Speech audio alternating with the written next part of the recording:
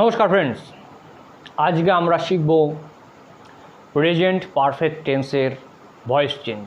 তোমরা জানো আমরা ভয়েস চেঞ্জ প্রত্যেকটা টেন্সের ভিডিও দিচ্ছি, তাই তো? কেমন লাগছে তোমাদের সেগুলো তোমরা অবশ্যই কমেন্ট বক্সে কমেন্ট করো। তাহলে চলো আজকে আমাদের যে টপিক প্রেজেন্ট পারফেক্ট টেন্সের ভয়েস চেঞ্জ সেটি দেখে নিই। দেখো, রাম হ্যাজ প্লেড ক্রিকেট, এটা একটা অ্যাসার্টিভ সেন্টেন্স।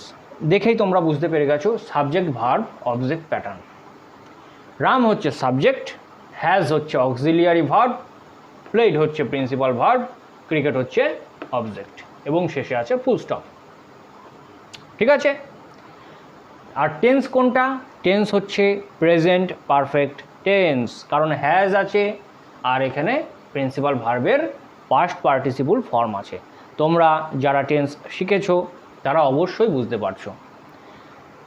আচ্ছা, এইবার চলো আমরা অ্যাসার্টিভ সেন্টেন্সের ভয়েস চেঞ্জ করার যে নিয়মগুলো সেগুলো ফলো করি।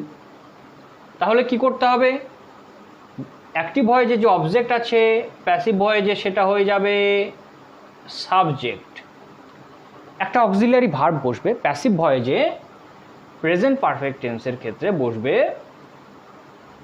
হ্যাজ বিন, এখানে বসবে হ্যাজ বিন। হ্যাভ বিন অথবা হ্যাজ বিন বসে, কিন্তু ক্রিকেটের পরে বসবে হ্যাজ বিন। ঠিক আছে? তারপর প্রিন্সিপাল ভার্বের যে থার্ড ফর্ম মানে পাস্ট পার্টিসিপল ফর্ম সেটাই বসবে এখানে। আর তারপর বসবে একটি প্রিপোজিশন, যেটা তোমরা সবাই জানো, কি হবে? বাই বসবে। হ্যাঁ, ঠিক।